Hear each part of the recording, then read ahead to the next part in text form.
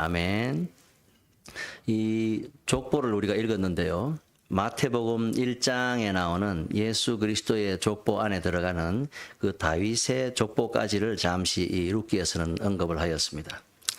이 룻기는 사사기의 아주 암울한 시기에 쓰여진 책입니다. 사사기는 이스라엘 역사 가운데 종교 암흑기라고 표현을 합니다. 300년의 종교 암흑기에 이렇게 표현하는데 정확하게 역사의 시간을 재보면 340년 정도가 됩니다. 사사기가 왜 종교 암흑기였느냐? 여러분, 우리나라는 지금 민주주의를 채택하고 있지요. 이 사사기 시대는 어떤 정치가 행해졌냐면 신주주의 시대였습니다. 누가 통치했어요? 하나님이 통치했습니다. 하나님이 사사들에게 명령하십니다. 이스라엘 백성들에게 이렇게 전해라 하면 사사들이 예 하고 백성들에 가서 전하면 백성들이 바로 듣고 바로 회개하고 또는 회개 안 하다가 두드려 맞고 그래 한 것이 이스라엘 역사였는데 사사기 책 안에 보면 수많은 사사들이 일어났습니다. 여러 사사들이 일어나서 이스라엘을 통치했지만 이스라엘의 통치를 하나님께서 직접 신주주의로 하나님 직접 통치하셨지만 이스라엘 그 역사가 바로 흘러갔습니까? 아니면 잘 못 흘러갔습니까? 우리가 잘 알다시피 이스라엘 역사는 그렇게 바르게 흘러가지를 못했습니다. 그리고 사사기를 왜 종교 암흑기라고 하냐면 그 많은 사사들이 일어나서 하나님의 말씀을 대언하고 백성들에게 바로 직접 전달하였는데도 불구하고 백성들이 그것을 따르지 않았기 때문에 이 종교 암흑기라고 불리는 것입니다. 그런 어두운 종교 암흑기였는데 왜 어두워졌느냐? 하나님의 말씀을 잘 따르면 기쁨이 있고 평안이 있고 풍성함이 있지요 늘. 그런데 하나님 말씀을 잘 따르지 못하니까 하나님께서 뭘 하십니까? 징계를 하십니다. 보통 여러분들 자녀들에게 징계할 때 뭐 어떻게 합니까? 처음에 바로 주패입니까? 여러분들 징계할 때도 순서가 있어요. 하나님께서 이스라엘 백성들을 징계하실 때 가장 약한 징계는 그 기근을 내리는 겁니다. 양식이 없도록 흉년, 기근을 내리고 그 다음에 또 연병을 내리기도 하고 그 다음에 이방의 강한 백성을 불러가지고 이 백성을 치기도 하고 포로로 잡혀가기도 하고 아주 막 극악한 상황에까지 그렇게 이스라엘 백성들을 몰고 가신 것을 우리는 이스라엘 역사 속에서 알고 있는데 이 룻기는 그 사이에 사사기에 아주 어두운 시기 중에서도 가볍게 하나님 앞에 이스라엘 백성이 징계를 받아가지고 조금 흉년이 들었을 때입니다. 1장 1절 말씀을 한번 보실까요? 룻기 1장 1절 말씀을 보시면은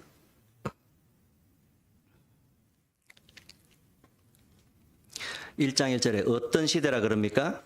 사사들이 치리하던 때에 그 위에 사사기 21장 25절 말씀을 읽어보시겠습니다. 시작.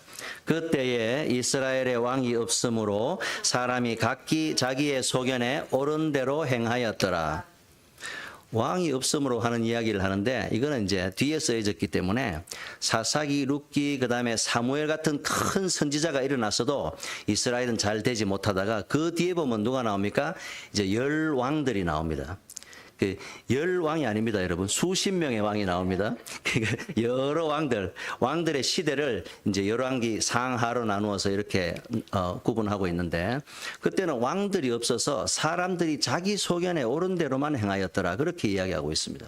근데 사실 열왕기 시절에 가서 왕들이 통치하였어도 결코 이스라엘 사람들의 그 생활은 그 뭐 왕들이 가르쳐 주는 대로 하나님이 지시하는 대로 생활을 하지 못했습니다. 자기 소견에 옳은 대로 그저 자기 생각에 이게 하나님 잘 섬기는 비결일 거야 하고 보면 하나님 잘 섬기려고 하고 하나님께 묻는다고 하는 게 박수한테 가서 무당한테 가서 물어보고 자신들의 신앙이 바로 잡히지 못하던 그런 시기였습니다. 그런 암울한 시기에 종교 암흑기에 자, 그 땅에 흉년이 드니라 하고 1장 1절에 적혀 있습니다. 아까 흉년이 뭐라 그랬죠? 징계라 그랬죠. 징계 중에서도 레벨 1 제일 가벼운 그런 징계를 받고 있습니다. 유다 베들레헴에 한 사람이 있었는데 그가 아내와 두 아들을 데리고 모압 지방에 가서 거류하게 되었습니다. 그 이름이 누구라고요? 엘리멜렉이라고 2절에 적어 놓고 있습니다. 유다 베들레헴에 한 사람이 있었어요. 그 사람이 흉년이 들었어요. 흉년이 들었는데 어디로 갔다 그랬습니까? 모압 지방으로 갔다 그랬습니다. 이스라엘 지도를 우리가 자주 설명들어서 알죠. 제일 위에 호수가 하나 있습니다. 갈릴리 호수. 쭉 내려오면 길쭉한 죽은 바다 사해. 사해 이쪽에 예루살렘이 있으면 사해 이쪽 건너가면 여기 암몬도 있고 모압도 있고. 이스라엘이 지금 흉년이 드니까 어디로 갔습니까? 사해를 건너서 이쪽으로 간 거죠. 그 모압 지방에 갔습니다. 암몬과 모압 족속은 영원토록 여호와의 총회에 들지 못하리라 하고는 아주 막 부정탄 백성으로 생각하고, 그리 지나갈 것 같으면은 그쪽이 지름길인데도 에이연 재수 없어, 저리 지나가면 부정타 그러고는 그 땅을 둘러서 갈 정도로. 누가 모압 사람이 왔다 그러면 뭐 통성명을 하다가 모압에서 왔어요, 뒤도 안 돌아보고 그냥 돌아갈 정도로 모압 사람 취급을 못 받던 그런 동네고, 이스라엘 족속 중에는 영원토록 여호와의 총회에 들지 못한다는 그 사연들을 여러분들이 잘 아실 거예요. 긴 이야기를 못 들으니까. 근데 이스라엘 백성 중에 베들레헴에 사는 사람이 모압 땅으로 갔대요. 어떤 일이 있어서 모압으로 갔을까요? 그가 아마 부한 사람 같은데 그 재산을 팔아가지고 아내와 두 아들을 데리고 모압 땅에 갔습니다. 거기서 살았는데, 자 3절 보십시오. 2절엔 이름이 나오죠. 엘리멜렉이요. 엘리멜렉 하면 어떤 뜻이냐면 여호와가 나의 왕이다 이런 뜻입니다. 엘리 하면 하나님이란 뜻이고 멜렉 하면 왕이란 뜻이니까 하나님이 나의 왕이다 하는 그런 뜻을 가지고 있습니다. 아마 그 아버지가 좋은 신앙인일 것입니다. 그 자녀들의 이름을 지을 때 뭐 개똥이라고 잘 안 짓잖아요. 근데 그 자녀의 이름을 하나님이 나의 왕이야 하고 그 이름을 지었습니다. 근데 이 엘리멜렉은 말입니다. 아까 아내가 누구였다고요? 나오미. 나오미는 기쁨이란 뜻입니다. 기쁨, 희락 이런 뜻, 아주 좋은 이름이죠. 우리 경상도 시골에는 뭐라고 이름 짓죠? 희순, 보통 그렇게 짓죠. 희수의 기쁨의 딸이다, 희락의 딸이다, 그렇게 이렇게 이름을 짓는데, 그 아들을 낳았는데 말론, 기럨 이렇게 이름을 짓습니다. 그 이름은 부질없다, 소득이 없다, 얻는 게 없다. 자식 이름을 이렇게 지었을까요? 무엇이 그의 인생을 그렇게 힘들게 했는지 모르지만 그 이름을 그렇게 지었습니다. 그가 유다 베들레헴 에브랏 사람이더라 그랬는데, 베들레헴 에브라다야, 너는 작은 고을이지만 네 고을에서 이 땅을 구원할 구세주가 오시니까 너가 작지 않다. 이사야 말씀 여러분들 읽은 적이 있죠. 그 동네 사람들이에요. 그들이 모압 지방에 들어가서 살더니 3절 보세요. 나오미의 남편 엘리멜렉이 어떻게 됐습니까? 죽으러 갔습니까? 살로 갔습니까? 흉년을 만나서 살로 갔는데 죽었다 그럽니다. 나오미와 그의 두 아들이 옆에 남았습니다. 나오미는 그러면 남편이 일찍 죽으면은 버뜩 정신을 차려야 되는데 그 지역에 계속 그래도 뭐 살아보려고 좀 돈이 있었나 보죠. 그래서 모압 여인들 중에서 며느리를 취하게 됐습니다. 성경의 인물들은 다 본토 친척 고향에 가가지고 말입니다. 아내를 얻고 며느리를 얻고 했는 걸 우리가 잘 아시잖아요. 근데 모압 지방에 가더니 그 지역 며느리들을 얻었습니다. 며느리 2명 얻었죠. 두 아들이 있으니까 한 명은 이름은 오르바, 한 명은 룻이라는 며느리들을 얻었습니다. 근데 그들이 거기에 4절 마지막에 보세요. 그들이 거주한 지 몇 년이나 거주했어요? 10년 차가 됐습니다. 그동안 10년이나 머물렀는데 5절에 보세요. 말론과 기럨 두 사람이 또 어떻게 됐어요? 아이고 참, 죽으러 갔어요? 살러 갔어요? 아들 둘도 죽게 됐어요. 그래서 자기들이 예루살렘에서 떠날 때는 베들레헴에서 떠날 때는 많은 재산을 정리해가지고 부하게 이렇게 나갔습니다. 근데 남편이 죽고 아들 둘이 병에 걸리고 차례로 병치료를 하고 하다 보니까 남는 재산이 이제 없는 거예요. 너무 가난해지고 10년 세월에 두 아들이 다 죽고 이제 누구만 남았습니까? 며느리하고 시어머니하고 여자 셋만 딱 남았습니다. 옛날 초가집 앞에는 마루가 있고 마루 앞에는 뭐가 있습니까? 마당 전에 대돌이 있죠. 대돌, 신발 벗어놓는 대돌 위에 고무신이 몇 개 있어요? 3개, 콧고무신이 3개 딱 나란히 놓여 있습니다. 방 안에 소리를 우리가 들어볼까요? 어떤 소리가 나요? 뭐 통곡은 다 끝나고 이미 다 죽고 뭐 없어지고 통곡은 끝나고 여자 셋만 앉아가지고 방 안에 그저 소망도 없고 뭐 할 이야기도 없고 그저 한숨밖에 안 나오는 거예요. 나오미가 시어머니가 아이고 하고 한숨을 쉬면 이쪽에 있던 오르바가 그럼 저쪽에 있던 룻도 아이고 하고 한숨을 쉬니까 그저 그 뭐 초가집 문틈으로 들려오는 소리가 한숨밖에 없습니다. 이 여성 셋이는 그래서 나오미가 드디어는 이제 안 되겠다. 이걸 어떡하지 하고 고민하고 있는데 소문에 말입니다. 이스라엘 땅에도 하나님이 양식을 주셨다 하는 소문이 들려옵니다. 하나님이 양식을 주시지 안 주십니까? 여러분들 자녀들한테 뭐 밥 투정한다고 먹지 마 그랬다가도 좀 있으면 억지로라도 갖다 먹입니까? 안 먹입니까? 양식이 끊어졌더라도 금방 양식이 돌아오죠. 예. 근데 그 사이가 몇 년이 걸렸습니까? 그새 10여 년이나 걸렸습니다. 10여 년 만에 하나님께서 이스라엘 땅에도 양식을 주셨다 하는 소리를 듣고 자 우리 이스라엘로 가자 하고는 두 며느리를 데리고 났습니다. 근데 길을 나서다 시어머니가 보니까 아무래도 안 되겠어요. 그래서 두 며느리들 보고 야 너들 보니까 안 되겠다. 너가 이제 젊은 청상과부라 그러죠.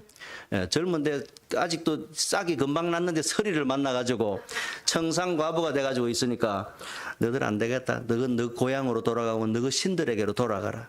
너가 다시 가정을 이루는 모습을 이루고 행복하게 살아야 되지 않겠느냐. 그러니까 며느리 둘이서 울면서 안 됩니다. 어머니 우리는 어머니를 떠나지 않겠습니다. 그러니까 나오미가 뭐라 그럽니까? 자 내가 오늘 당장 결혼해가지고 당장 내 뱃속에 애 둘이 생긴다고 생각해보자.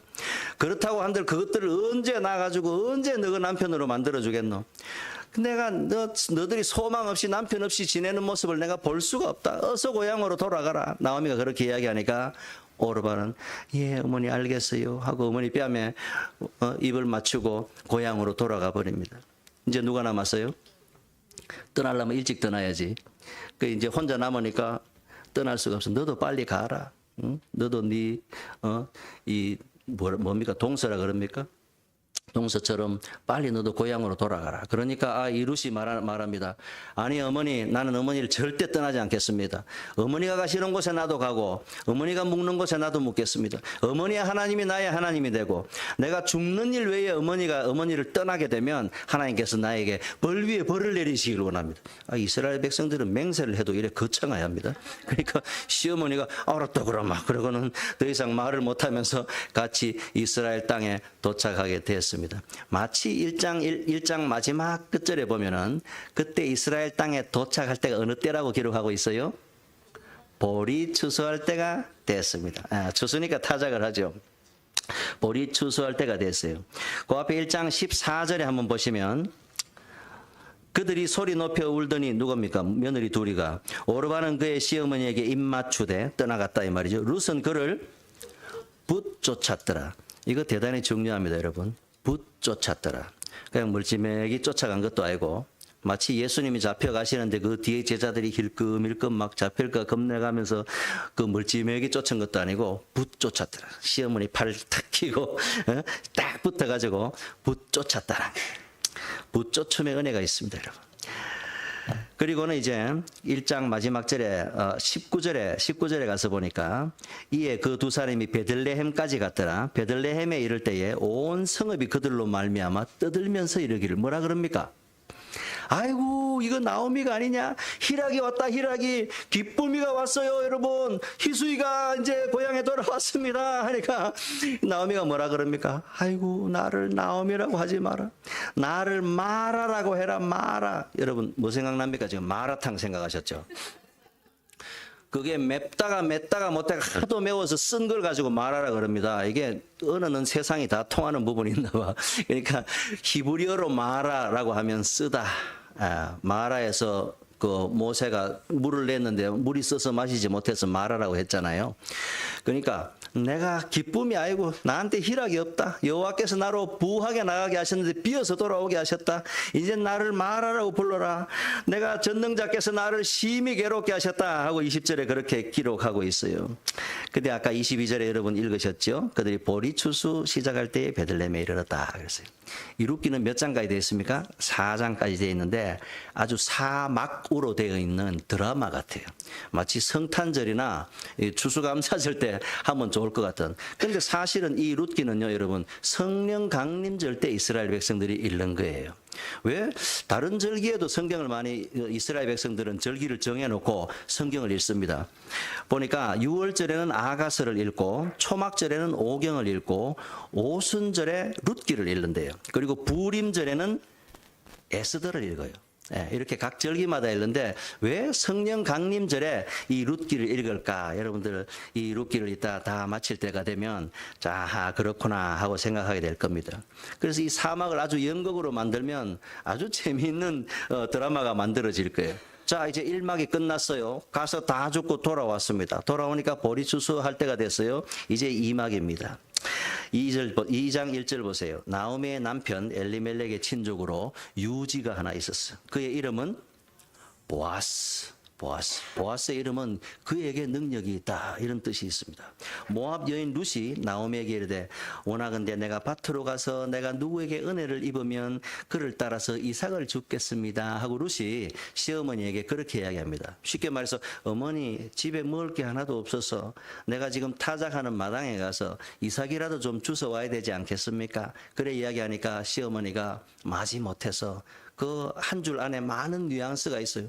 그래 내 딸아 가라 하고 이야기할 때는 그 이방에서 온 젊은 색시가 외국인인데 그 타작하는 데 가서 뒤에 가서 이삭이나 줍고 있으면 그 사람들이 동네 총각들이 그 타작마당에 있는 총각들이 가만히 놔두겠습니까?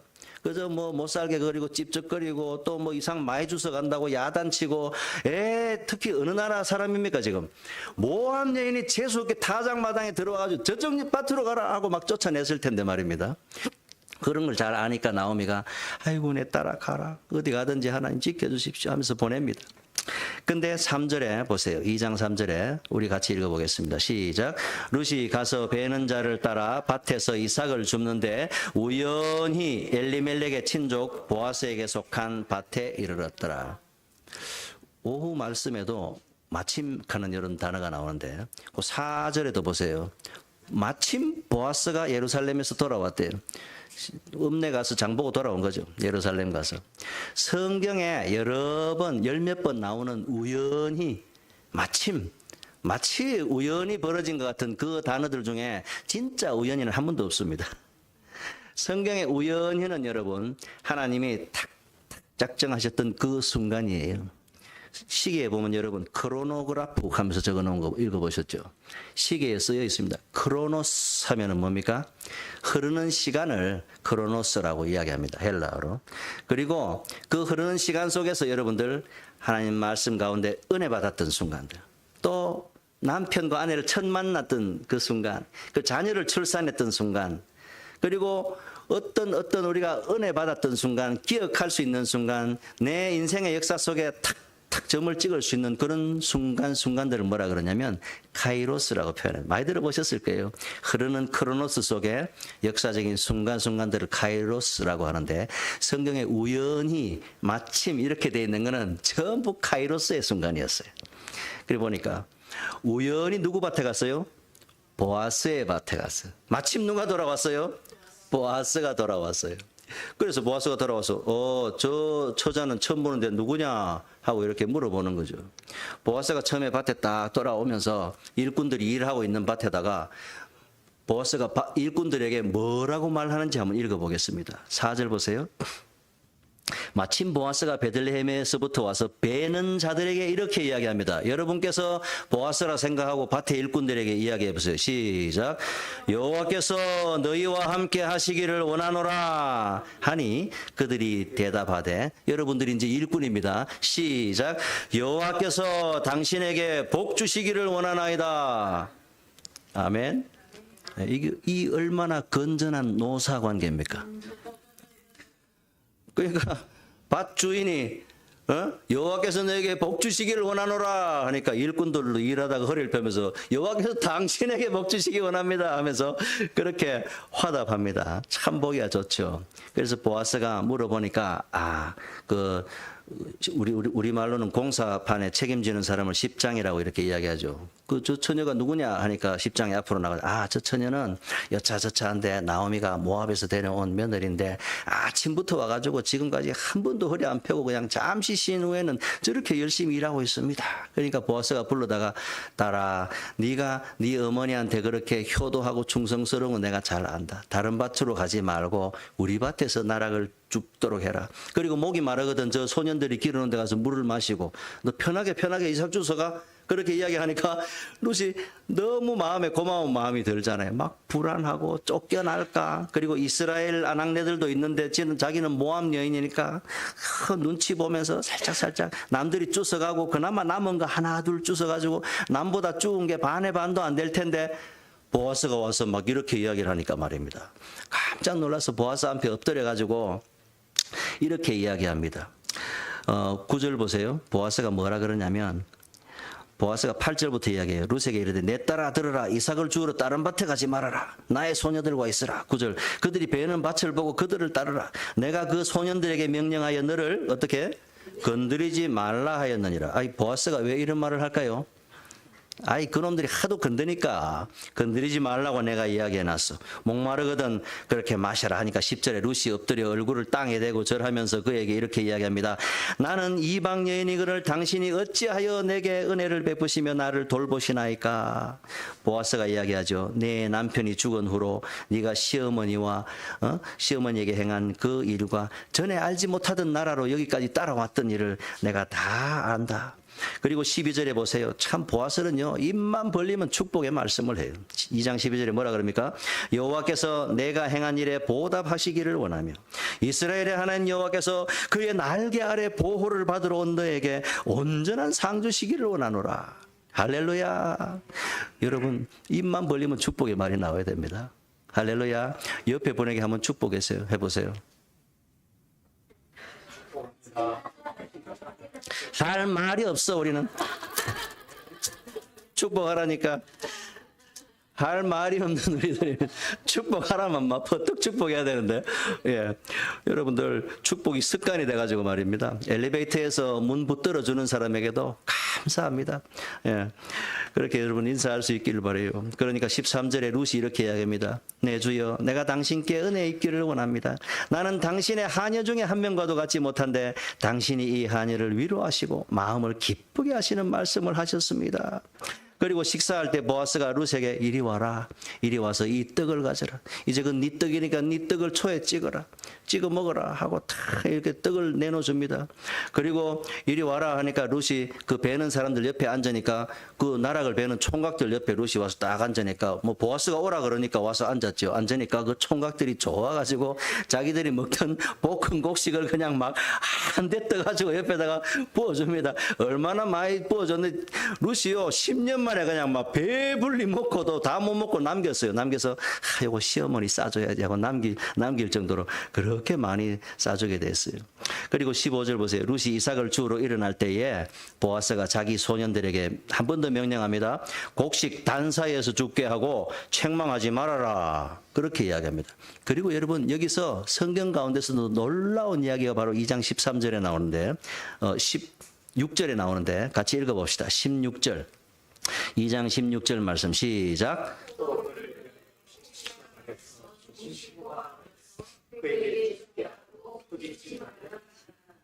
이게 무슨 말씀입니까? 그죠? 일꾼들에게 야 임마 그거 어째 암사밖에 비가지 말고 좀 떨어뜨려줘. 뒤에 오는 사람들도 좀 주술 게 있어야 될 거 아니야. 눈치가 좀 있어라. 그러면서 막 주인이 그렇게 이야기하니까 이 베는 일꾼들이 신이 났어요. 뒤에 아리따운 아가씨가 막 쫓아오고 있으니까 서로 그쪽 앞에 가서 빌라 그러고 뭐 비는지 버리는지 그냥 막 버리는 게 더 많은 거 뽑아서 뭐 버려주라니까 주인이 그냥 뭐 반만 비고 반은 냅두고 앞으로 지나간 것 같아요. 그렇게 지나갑니다, 여러분. 이걸 가지고 뭐라 그러냐면 이걸 가지고 사랑이라고 하는 겁니다. 여러분들 친절은 누구나 할 수 있어요. 친절은 누구나 하는 일이 친절입니다. 거기서 더 하는 것이 사랑이거든요. 사랑은 더 하는 거, 더 하는 거, 더 많이 하는 겁니다. 아이고 그렇게까지 할 필요 있나? 그만하면 됐잖아. 거기까지는 친절이에요. 그만하면 우리 할 만큼 했잖아. 그건 친절이라고 하는 거예요. 거기서 더 오버하는 겁니다, 여러분. 심하게 오버하는 거, 그걸 아주 사랑이라고 하는 거예요. 정말 얼마나 오버하는 거예요, 지금. 그러니까 소년들이 막 오버해가 뽑아주니까요.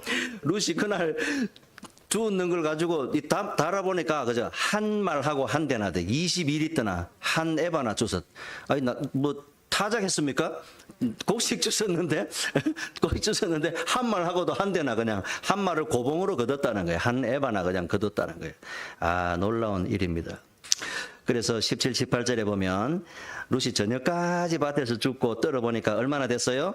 한 에바. 그걸 가지고 성읍에 들어가서 시어머니에게 준 걸 보니까 시어머니가 깜짝 놀라가지고 19절에 오늘 어디서 주었느냐? 오늘 누가 너를 도와줬느냐? 그러니까 어머니 오늘 밭주인 이름이 보아스라 합디다. 그러니까 어머니가 무릎을 탁 치면서 이제 그때부터는 이제 어머니 머릿속에 탁 계산이 돌아가기 시작하는데 알았다. 너는 이제 와서 딱 있어라. 그리고는 어머니가 볶은 곡식 남은 거, 아, 그래. 이걸 먹으면서 어머니 속에 계산이 돌아갑니다. 너 틀림없이 그 보아스는 우리 친족 중에 한 사람인데, 우리 기업 물을자 중에 한 명이야.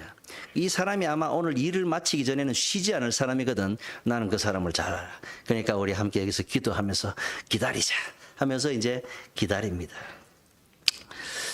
그리고 23절 보세요. 2장 24절 3절 마지막에 보니까 이에 룻이 보아스의 소녀들에게 가까이 있어서 보리추수와 밀추수를 마치기까지 이삭을 주며 그의 시어머니와 함께 거주하였으니까 여러분들 매일 곡식을 얼마씩 주셨겠어요? 그냥 창고가 가득 찼을 것 같아, 그냥. 예? 나오미의 창고가 매일 막 한 말씩 주워왔지 않겠습니까? 이제는 막 일상이 됐어요. 첫날엔 좀 어색해서 덜 뽑아준 것 같아. 막 둘째 날엔 더 뽑아가지고 막 주니까 다음부터는 더 많이 줍지 않았을까. 아주 즐거운 상상을 해봅니다. 얼마나 이 보리밭이 즐거워요, 지금. 이삭 줍고 보리밭 막 까끄레기가 목에 들어가서 까끄럽고 이거 뭐 즐거운 보리밭이 아니에요, 사실은.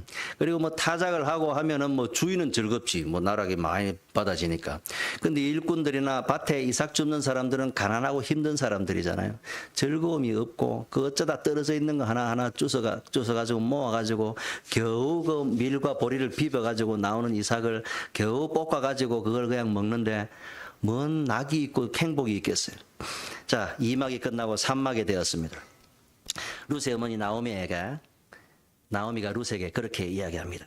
내 딸아, 내가 너를 위하여 안식할 곳을 구하여 너로 복되게 하여야 하지 않겠느냐? 내가 함께 하던 하녀들을 둔 보아스는 우리의 친족이 아니냐? 보라, 그가 오늘 밤에 타작마당에서 보리를 까불리라. 까부는 게 뭔지 알죠? 이 나오미는 부녀회 소속이라 이미 마을 정보를 다 알고 있어. 그러니까 오늘 보아스 밭에서 오늘 타작한다. 오늘 타작마당에 내가 시키는 대로 해라. 그리고 3절 보세요. 그런즉 너는 목욕하고 기름을 바르고 의복을 입고 타작마당에 내려가라. 여러분들 타작마당에 갈 때 어떻게 갑니까? 작업복 입고 가야 돼. 그렇습니다. 근데 한복을 입고 향수를 뿌리고 화장을 하고 가라네. 예, 그 나오미의 계획이 지금 보아스를 향해서 그렇게 하니까 또 이 며느리는 순진하게 내 어머니하고 시키는 대로 다 해요. 다 하고는 이 며느리에게 뭐라 그러냐면 너는 가만히 있다가 타작을 마치면 보아스가 이제 타작 다 하고 이제 낯가리를 모아놓은 그 끝에 가서 누워 잘 테니까 거기 가면 이불을 살짝 들시고 발밑에 가서 살못이 누워 있거라.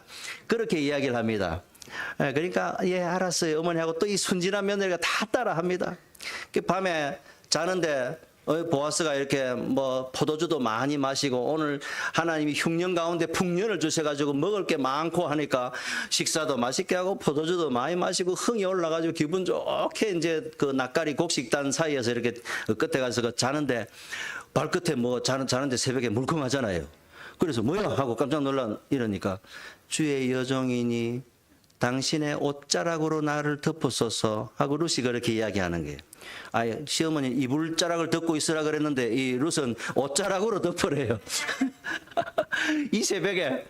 근데 보아스는 이 후덕한 사람이고 의인이고 하다 보니까 벌써 탁탁 머리가 좋은 사람이고 그러다 보니까 다 알아들었어요. 이따라 내가 네가 무슨 말을 하는지 안다. 근데 잠깐만 기다려라. 아마 네가 기업 물으는 일에 대해서 나에게 책임을 물으라고 이래 온 것 같은데 아마 나보다도 더 앞선 족보에 더 가까운 사람이 있으니까 너는 여기 잠시 누웠다가 새벽에 사람들이 서로 분간하지 못할 때에 일어나서 집으로 돌아가라. 내가 아침에 다 그 사람한테 물어봐가지고 그 사람이 기업을 물은다 그러면 그 사람이 물고 안 그러면 내가 물을 거다. 그 사람하고 나하고 두 밖에 없다. 엘리멜렉의 친족 중에는. 그러니까 너는 안심하고 누웠거라 하고 새벽에 캄캄해서 아무도 모를 때 곡식을 말입니다. 또 6대나 치마폭에다가 대어줘가지고 그걸 들고 루시 시어머니에게 돌아옵니다. 시어머니 밤새 잠이 왔겠어요, 안 왔겠어요? 며느리를 그렇게 그 지경을 해가지고 밭에 보내놓고는 볼이 타작마당에는 여성들이 못 들어옵니다. 부정 탄다고. 그러니까 남자들만 일하게 돼 있거든요. 그 여성들은 낮에 일할 때 그냥 뭘 날라주죠? 참을 날라줘야 되죠. 예. 그리고 타작마당엔 여성들이 못 들어오는데 여자가 거기 들어가가지고 이불 밑에 있다가 옷자락으로 덮어달라니까 보아스가 지금 상황이 이러된 거예요. 그래서 보아스가 며느리를 보내고 이제 보아스는 이제 베들레헴으로 간 거죠. 그리고 이제 며느리가 돌아오니까 시어머니 깜짝 놀라가지고 딸에게 묻기를 성경 밑에 보면 그 일갈로 열고 해가 밑에 나눠주에 딸아 너는 누구냐? 이래 물어봐요. 너는 이제 정체가 네 신분이 어떻게 되었느냐? 너는 뭐냐? 하는 그런 뜻으로 너는 누구냐? 하고 이렇게 물어봅니다. 그렇게 물어보니까 루시 그 이야기를 다 시어머니에게 들려주지요. 그래서 그리고 이제 3장이 다 넘어갔습니다. 3장 15절 보면 보리를 6대나 되어주고 그리고 시어머니가 룻에게 이렇게 이야기합니다. 내 딸아 이 사건이 어떻게 될지 알기까지 앉아있으라. 그 사람이 오늘 이 일을 성취하기 전에는 쉬지 아니하리라 하면서 이제 사막이 됐습니다. 시간이 왜 이렇게 빨리 가는 거죠? 보아스가 성문으로 올라갑니다. 그 새벽에 캄캄할 때 보아스가 성으로 들어갔어요. 근데 성문으로 올라갔는데 4장 1절을 읽어보겠습니다. 시작. 보아스가 성문으로 올라가서 거기에 있더니 마침 보아스가 말하던 기업 물을 자가 지나가는지라. 됐습니다. 또 나왔어요. 마침. 여러분 그 내용 중에 마침에요. 마침표 찍어놔야 됩니다. 이게 카이로스의 순간이라 그랬어요. 기업 물을 자가 마침 지나가서 그분도 농사 짓고 타작했을 거 아닙니까? 피곤해가지고 아침에 늦게 일어날 수도 있고 몸살이 나가지고 병원에 갔을 수도 있는데 마침 그 앞에 보아스가 기다리고 있는 성문 앞을 딱 지나가는 겁니다. 여기 룻기에는 3가지 법이 나오는데요. 기업 물으는 법에 나옵니다. 그리고 계대 결혼에 대해서 나옵니다. 계대가 뭐냐면 대를 계승하기 위해서. 계대 결혼은 뭐냐면 형제가 있었는데 형이 어쩌다 죽어버렸습니다. 그러면 동생이 형수에게로 들어가서 형의 이름으로 자녀를 낳아서 형의 이름이 끊어지지 않도록 하는 이스라엘의 그런 계대 결혼법이 있고, 기업 물을 법은 이 이스라엘은 희년법이 있죠. 50년이 되면 팔았던 땅도 다 원래의 부족에게로 돌아옵니다. 이스라엘 12지파에게로 하나님이 배분해 주신 그 땅이 원래 자기 지파의 것이라서 좀 궁핍하고 좀 필요해서 팔았더라도 50년이 되면 돌아옵니다. 그래서 땅을 팔 때 아직 45년이 남았는가 하고 5년이 남았는가 하고 땅값이 확 다르겠죠. 그런 식입니다. 그래서 그게 이렇게 필요할 때 돈을 주고 물려와야 되잖아요. 그 기업 물으는 법이 있습니다. 그래서 이 기업이 망하게 되었는데 그 기업의 순서대로 족보가 가까운 순서대로 그 기업을 물러야 할 의무가 있습니다. 그게 기업 물으는 법이고, 근데 이 보아스의 룻기에 나오는 법은 3번째입니다. 그러니까 계대 결혼과 기업 물으는 법과 요 3번째는 아예 물을 기업도 없어. 싸그리 싹 망했어. 그냥 엘리멜렉의 집처럼. 그러니까 그 이름으로 그 부족의 엘리멜렉의 이름으로 이것을 그대로 사주는 겁니다. 자기 재산을 피해를 입어가면서 이래 사주는 거죠. 그래서 마침 그 기업 물을 자가 그 성문에 지나가니까 어이 이리 좀 올라 보시게 하고 그를 부릅니다. 그래서 4장 2절에 보니까 보아스가 새벽에 어떤 일을 해놨어요? 그 성읍 장로 10명을 청하여 언제 성에 돌아다니면서 장로님 10명을 다 성문 위에 불러놨습니다. 당신들은 여기 앉아라 하니까 그들이 앉습니다. 보아스가 그 기업 물을 자에게 이렇게 얘기합니다. 모압 지방에서 나오미가 돌아왔는데 엘리멜렉의 소유지를 팔려고 한다. 내가 여기 앉은 이들과 내 백성의 장로들 앞에서 그것을 너한테 사라고 지금 알려주는 거다 하고 그 기업 물을 자에게 이야기를 합니다. 그 네가 만일 물으면 네가 물으고 네가 안 하려 그러면 내가 하겠다. 왜냐하면 너하고 나밖에 기업 물을 사람이 없기 때문이다. 그러니까 그 사람이 4장 마지막 절에 뭐라 그럽니까? 그가 이르되 그럼 뭐 내가 당연히 물러야지. 법이 그렇고 이분도 아마 좋은 분인 것 같아요. 내가 당연히 그 기업을 물러야지. 그러니까 보아스가 속으로는 애가 타면서 태연한 얼굴로 5절을 이야기합니다. 보아스가 이르되 이래 이야기해요. 네가 나오미의 손에서 그 밭을 사는 날에 곧 죽은 자의 아내 모압 여인 루색에서 사서 막 이래 이야기합니다. 죽었다 그러고 재수 없는 소리를 막 합니다. 모압 여인을 이 사람이 딱 생각해보니까 아이 모압 여인을 이걸 또 모압 여인에게 사고 이 여인을 또 데려오고 그 기업을 물러주고 마을 사람들이 너 참 어쩌려고 모압 여인을 그러면서 수근수근할 막 그런 것이 생각나고 또 막 물러야 할 엘리멜렉의 재산이 많았으니까 그걸 물려주려니까 그 루색에 사서 그 죽은 자의 기업을 그의 이름으로 세워줘야 할지니라 너한테는 그냥 선 내기도 유익이 없어요 하고 막 보아스가 그렇게 이야기를 하니까 6절에 뭐라 그럽니까? 그 기업 물을 자가 이르되 나는 내 기업에 손해가 있을까 하여 나를 위하여 물으지 못하겠노라. 내가 물을 것을 네가 물러라. 나는 물으지 못하겠다 하니까 7절에 옛적 이스라엘 중에는 모든 것을 물으거나 교환 일을 확정하기 위해서 레위기 25장에 보면 희년법에 대해서 나옵니다. 그 기업 물을 자가 아까 설명을 드렸지만 그 기업 물을 자가 내가 책임을 다 못하겠다 그러면 신발을 벗어서 그 다음 순서에게 넘깁니다. 순서를 넘긴다는 뜻인데 그냥 넘기는 것이 아니고 그 신발로 그 기업 물을 자의 책임을 안 하는 사람의 뺨을 신발로 때립니다. 신발바닥으로 때리고 얼굴에 침을 뱉습니다. 그런데 역사의 기록에 보면 얼굴에 침 뱉은 게 아니라 신발바닥에 가래 침을 뱉어가지고 그 사람의 뺨을 때렸다.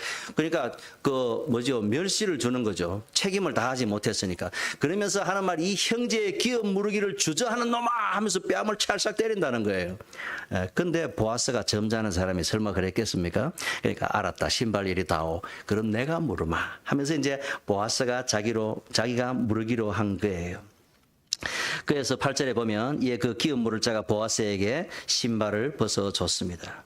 그리고 보아스가 장로들과 모든 백성에게 이르되 보아스가요 새벽에 장로님들만 불러놓은 게 아니었어요. 동네방네 다니면서 사람들을 좀 이따 한 시간 뒤에 성문으로 다 모이게 해. 그래가지고 언제 마을 사람들이 그 밑에 다 모였어요. 그래서 장로들과 모든 백성에게 이르되 내가 엘리멜렉과 기련과 말론에게 있던 모든 것을 나오미의 손에서 산 일에 아까는 뭐라 그랬어요? 저 5절에 재수 없는 소리 시커내 놓고는 그리고는 9절에 와가지고는 엘리멜렉과 기련과 말론에게 있었던 모든 것을 나오미의 손에서 산 일에 너희가 오늘 증인이 되었고 말론의 아내 모압 여인 룻을 사서 그랬죠. 사서 이건 말 그대로 룻을 사온 거예요. 사서 나의 아내로 맞이하고 그 죽은 자의 기업을 그의 이름으로 세워 그의 이름이 그의 형제중과 그곳 성문에서 끊어지지 아니하게 하매 너희가 오늘 증인이 되었느니라 하니까 그 아래 모였던 성문 아래 모였던 모든 백성과 장로들이 뭐라 그럽니까? 읽어보십시다. 11절에 그 백성들과 장로들이 뭐라 그럽니까? 우리가 증인이 되나니 여호와께서 내 집에 들어가는 여인으로 이스라엘의 집에 세운 라헬과 레아 두 사람과 같게 하시고 내가 에브라다에서 유력하고 베들레헴에서 유명하게 하시기를 원하며 여호와께서 이 젊은 여자로 말미암아 내게 상속자를 주사 내 집이 다말이 유다에게 낳아준 베레스의 집과 같게 하시기를 원하노라. 동민 여러분도 입만 벌리면 축복이죠. 이런 대단한 축복을 그 집에 합니다. 그러니까 13절에 이에 보아스가 룻을 맞아서 아내로 삼고 그에게 들어갔더니 여호와께서 그에게 임신하게 하심으로 그가 아들을 낳았다 그랬습니다. 여인들이 나오미에게 이렇게 얘기합니다. 아까 1장 19절에 나오미가 성에 들어올 때에 아이고 이게 누구 그러면서 막 우리가 그냥 가난하고 궁핍할 때는 우리를 돌보지도 않고 재산을 정리해가지고 가더니만은 하고 막 수군수군 하던 그 부녀 회원들이 지금 14절 되니까 찬송을 시작하는데 찬송할지로다 4장 14절 보세요. 여호와께서 오늘 내게 기업 물을 자가 없게 아니하셨도다. 이 아이의 이름이 이스라엘 중에 유명하게 되기를 원한다. 이는 내 생명의 회복자고 내 노년의 복량자고 곧 너를 사랑하며 7 아들보다 귀한 내 며느리가 낳은 자로라. 하여튼 부녀회는 풍이 세요. 7 아들보다 낳은 자라. 그러면서 나오미가 아기를 받아 안아서 품고 그의 양육자가 되어 대모가 됐죠. 그의 이웃 여인들이 그에게 이름을 지어줬습니다. 나오미에게서 아들이 태어났다 하여 그 이름을 오벳이라. 아는 누가 낳았습니까? 루시. 누구 아입니까? 보아스의 애잖아요. 루시 낳았고, 근데 마을 부녀에서 뭐라 그래요? 나오미가 아들을 낳았다. 그리고 애 이름을 누가 지어줍니까? 그렇죠. 마을 부녀회에서 지어졌어요. 그 성경에 부녀회라고 적어놓았어요. 그래서 부녀회에서 이름을 지어줬는데 그 이름이 오벳. 마치 성경에 오바드, 야후, 하나님을 경배한다. 그 오벳 하면 경배한다 이런 뜻이에요. 오벳이라 하는데 그는 다윗의 아버지인 이새의 아버지다. 그러면 오벳이 다윗의 뭐가 됩니까? 할아버지가 되는 거예요. 그래서 아까 우리가 이 족보를 읽었습니다. 베레스는 헤스론, 헤스론은 람, 람은 암미나답, 암미나답은 나손, 나손은 누구를 낳았습니까? 살몬은 누굽니까? 영어 성경에 살몬 적혀있어요. 연어요 그러던데 연어가 살몬이 아니에요. 살몬은 누구에게서 보아스를 낳았습니까? 마태복음 1장에 보면 나옵니다. 살몬은 라합에게서. 그리고 베레스의 세계가 그렇다 그랬는데 베레스와 세라는 누가 낳았습니까? 다말이 낳았잖아요. 다말은 누굽니까? 유다의 며느리잖아요. 유다는 왜 며느리한테서 자식을 낳았습니까? 후손이 없어서 그랬습니까? 뭐 유다 이야기는 나중에 새로 하고요. 근데 이 살몬은 누굽니까 그러면? 이스라엘이 약속의 땅에 들어와서 어떤 전쟁을 치렀습니까? 그리고 여리고성 앞에 갔을 때 여리고성을 정탐하러 누구를 보냈습니까? 여러분 정탐꾼은 누구를 보냅니까? 저 땅을 일구던 농부를 보냅니까? 아니면 최인류 정보요원을 보냅니까? 그 정보요원을 영화 많이 보셨죠? 뭐라 그래요? 007 죽는 거 봤습니까? 아직 살아있어요 007은. 최고급 인류 요원을 보내는 겁니다. 그 이름이 바로 살몬이었어요. 살몬이 성을 정탐하다가 쫓겨서 죽게 되는데 그때 누가 살려줬어요? 라합이 살려주면서 뭐라 그랬어요? 라합이 상천하지 하나님, 내가 하나님 이야기를 다 들어서 둘이 그냥 첫눈에 알아본 거예요. 뿅 같이 그냥. 이건 남자 중에 남자다. 이런 현명한 지혜로운 여자가 있나? 너 집 앞에 빨간 줄 들여놔. 너 내가 찍었어. 그리고는 여리고성을 칠 때 라합의 집만 그죠? 그래서 그 살몬이 보아스를 낳았다. 이 보아스 아버지가 적어도 007이에요, 여러분. 보통 집안이 아닌데 하나님께서 카이로스의 때 이렇게 만나게 하는 겁니다. 보아스는 오벳을 낳았고, 그래서 이새는 다윗을 낳았더라. 이게요, 다윗이 왕이 되고 왕의 서고를 정리하다가 나온 책입니다. 사사기의 이 암울한 종교 암흑기에 이 아름다운 보리밭의 사랑 이야기가 있잖아요. 원래 말씀의 제목이 보리밭의 사랑 이야기인데 좀 70년대 한국 영화 같은 제목 같아가지고 아름다운 사랑 이야기로 바꿨어 제목을. 이 정말 아름다운 보리밭의 사랑 이야기잖아요, 여러분들. 얼마나 아름답습니까? 이 룻이 이방 여인 모압 여인인데도 그 의의를 저버리지 아니하고 배신하지 않고 시어머니를 끝까지 그렇게 섬길 때에 이런 은혜를 얻게 되고 예수 그리스도의 그죠? 족보 안에 들어가는 예수님의 선조가 되는 그죠? 그의 후손이 바로 그리스도가 되는 이런 은혜와 영광을 얻게 되었다는 것입니다. 마치 하나님께서 우리를 아무것도 아니고 영원 형벌에 처해질 우리들을 불러주셔서 자녀 삼아 주시고 또 우리를 신부 삼아 주신 것처럼 우리를 마치 아까 이스라엘의 법에 대해서 설명했죠. 기업 물을 것도 없고 폭삭 영적으로 망해버린 우리의 기업을 하나님께서 신이 자신의 것을 다 비워서 우리의 기업을 온전하게 물러주신 것처럼 그래서 우리의 기업이 완벽하게 회복되고, 예? 보아스의 이름이 아까 뭐라 그랬습니까? 저 뒤에가 야긴과 보아스, 솔로몬이 성전 지을 때 하나 그 기둥 이름이잖아요. 그에게 능력이 있다. 여호와 그에게 능력이 있도다. 그죠? 그 능력으로 우리를 구원하신 그런 은혜의 이야기가 바로 룻기의 이야기입니다. 그리고 어느 날 임신한 한 여인이 사관에 머물 곳이 없어 집을 찾아 헤매다가 할 수 없어서 마구간에 들어가서 아이를 놓게 되었는데 그 마구간이 바로 보아스의 집터였어요. 그 집터 위에 지금 예수 탄생 기념교회가 세워져 있습니다. 이런 은혜가 있나? 그죠? 그러니까 우리가 여러분들 메마른 곳이 샘의 곳이 되도록 여러분들 무릎 꿇고 기도하고, 또 우리 목사님 주의 종을 위해서 기도하고 눈물 흘리고, 아까 사랑은 뭐라 그랬습니까? 오늘 하루 종일 목사님을 좀 기도해봐요. 목사님이 더 이렇게 진행되지 않고 더 완벽하게 되어지고, 그러나 하나님 하실만 하시거든. 바울처럼 너의 연약함이 나의 약함이 강함이 된다 하는 것처럼 여러분들 목사님이 늘 강건하여서 주님을 섬기되 늘 주님을 붙잡을 만한 것을 주님께서 남겨두시고, 우리도 동일하게 교회를 섬길 때에 늘 기쁨으로 섬길 수 있도록, 또 우리에게 늘 기도 제목을 주시잖아요. 우리가 세상에 기도 제목 하나도 없는 분은 한 분도 안 계시네. 여기 보니까 전부 다 기도 제목들이 있어요.